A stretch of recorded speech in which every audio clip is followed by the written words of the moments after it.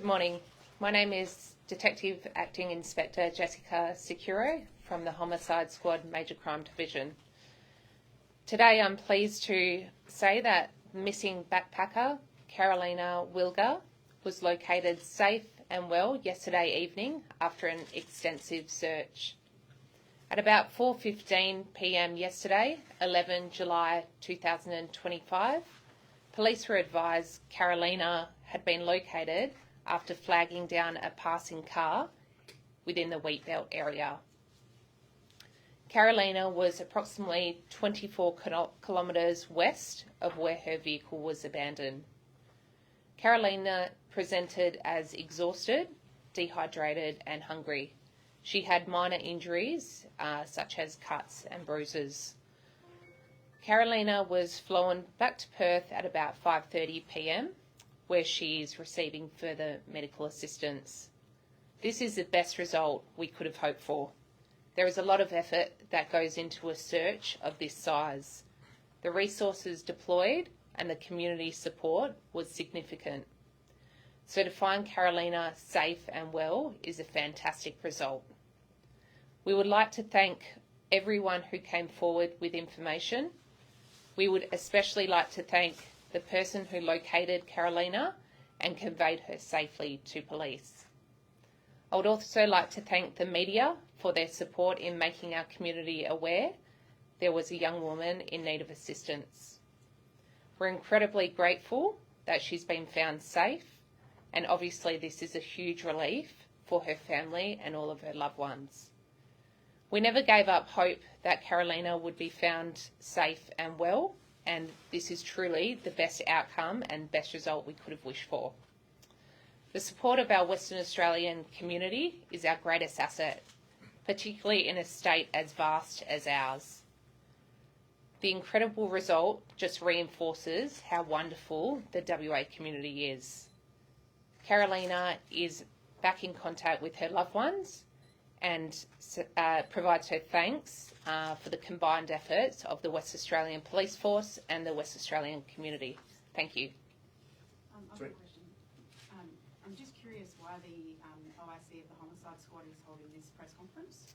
Yes, so I come under the Major Crime Division. So the Major Crime Division has had ownership of this search from the start. We have a significant amount of resources and investigative structure that we can put over an incident like this. There is no suggestion of criminal behaviour or anything like that. It's purely a resourcing purpose. 24 kilometres west of her van.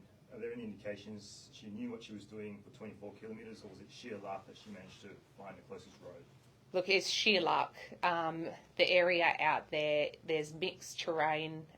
It can be quite dangerous if you don't know what you're doing or where you are going. It's very easy to get lost in that area. For that many days to be out there, would it heighten her awareness of sound, of smell, or would it sort of confuse her even more? 24 kilometres is a long time to be travelling, I guess, lost. Yeah. So I actually spoke to Carolina this morning, so she confirmed that she was very confused and disorientated. So although it may have heightened her awareness to certain sounds, I believe she was just disorientated. And do we know what her first words were when she found that member of the public, and even what her first words were with police? Look, she was very traumatised and just overwhelmed to be able to have found someone that could help her. How is she now? Look, she's good. She's very fatigued. She's had a good night's sleep. She's had a shower. We've got her some food, which was a massive relief for her. So she's just taking it one day at a time at the moment. How did she survive? Like, do you have any indication how long she stayed at the car, or how many days she left the car for? Yep. So our information so far is she spent one day with the car after it became bogged, and then she moved on from there. So she was essentially out in the wilderness for about 11 nights, which is significant, and just brings us back to how lucky she was that she was located safe and well, and how thankful we are that we managed to find her. Did she set off in a direction where she thought there might be a road or somewhere to help, or she just basically picked one way and went? From speaking to her this morning, she basically looked at the direction of the sun and tried to head west, thinking that that would be her best bet of coming across someone or a road. And the woman, I believe it was a woman that eventually found her, was she involved in the search, or she just happened to be driving by at the right time? I was just a member of the community, just happened to be driving by at the right time, so we're extremely thankful for her stopping and giving Carolina the assistance. What was her reaction? Are you aware of what her reaction was when she found Carolina? Look, I haven't spoken to her directly, but my understanding is she was quite overwhelmed herself. You know, it's not often that you drive in such a remote area and you come across a situation like that. Did she know? She knew Carolina was missing? The majority of the Wheatbelt community knew, that she was missing. Yeah. Do you know where Carolina was headed before her car got bogged? Look, she had some open travel plans just to explore parts of Western Australia and then further head north and towards the east coast. So she was fairly open in that. And how much food and water did she have packed for herself? Yeah, so she had minimal food and minimal water. So, from speaking to her, she has said, I could have planned better. And, we always come back to if people are in this area, planning is essential. So to make sure you've got enough food, enough water, know where you're going, know the road conditions and the weather conditions. Do you know when she ran out? I can't say that, no. How was she this morning when you spoke to her? What was her sort of demeanour, where was her headspace at the moment? Yeah, look, she is still in disbelief that she was able to survive.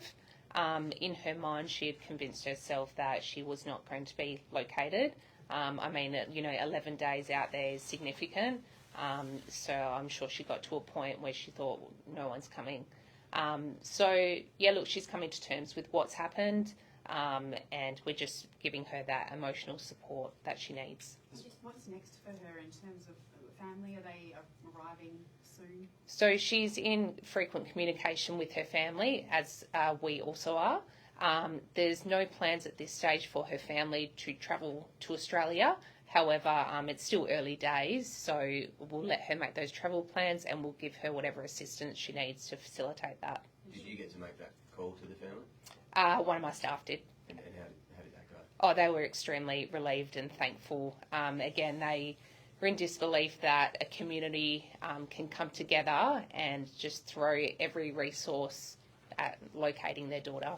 Did she explain to you about why she chose to leave the car after just one day?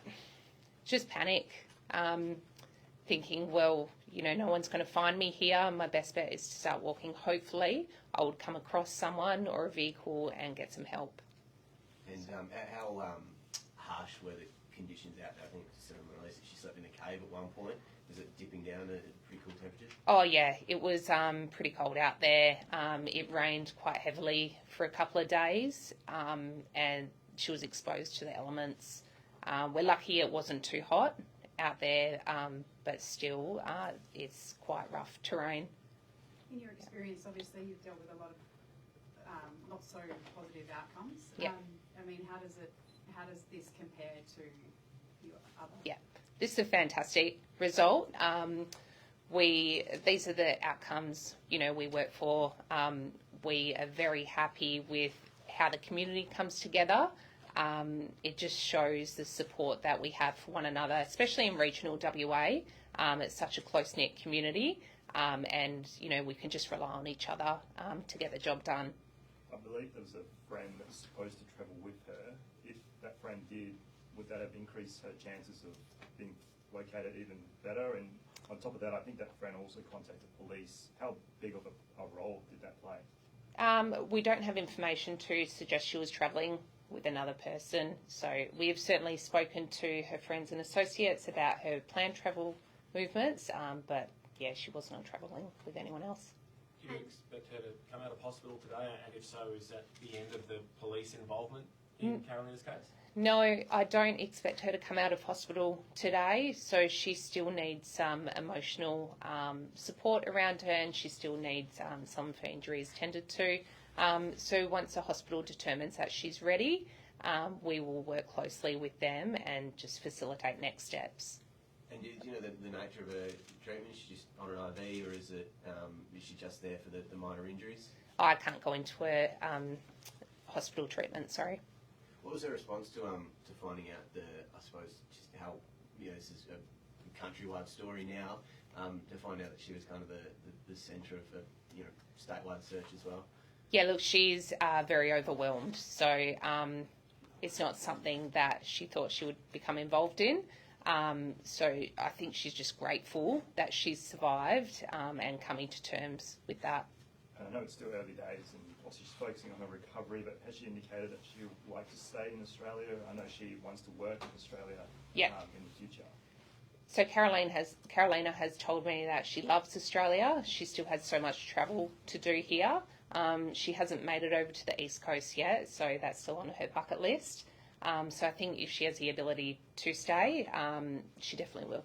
One of the questions that's emerged in the wake of this is perhaps travellers relying over much on Google Maps or technology to find their way through remote places. Clearly there's an issue there. Is that something you would like to comment on? So I can comment on the Western Australian outback.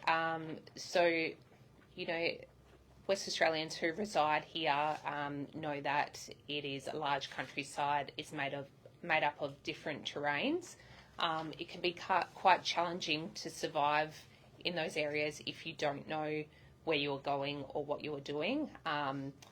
So all we can advise people to do is invest in things like personal locator beacons, where you may be able to raise emergency services if you come into trouble.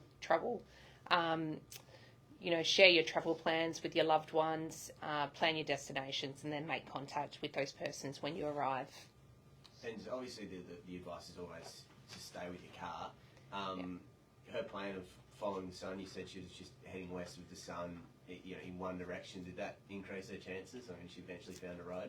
Look, I can't comment on that. Each person is different as to their, skill level of surviving in the bush, but I always come back to you're best off remaining with your car. It's far easier for an aerial search to locate a vehicle than it is a person.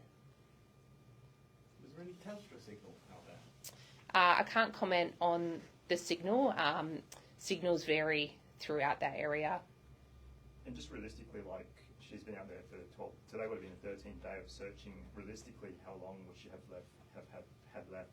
That also I can't comment on. Sorry. She didn't actually crash the car, did she? It just became bogged? It appears that she's somewhat lost control of the vehicle and then it's become mechanically unsound and bogged. So we are still working through understanding what went wrong with the vehicle. You don't know what she was doing up on top of the rocks, why she went up there at all? So my understanding is that Carolina became lost and disorientated and was just looking for the nearest track. So, thank you.